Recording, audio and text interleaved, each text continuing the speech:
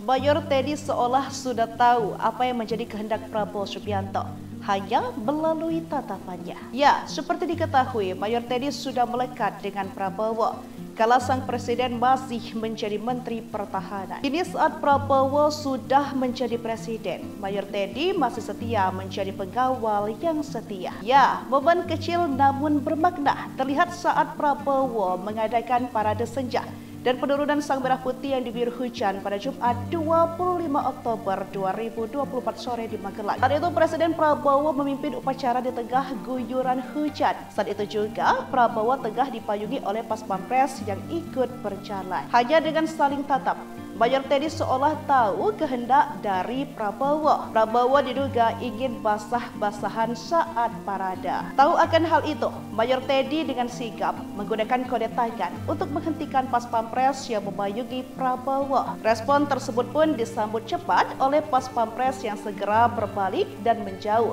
mematuhi arahan dari Mayor Teddy. Situasi ini membuat anggota Pas Pampres lainnya yang bertugas memayungi Wakil Presiden Gibran Rakabuming terlihat menjadi gugup dan juga mengambil jarak.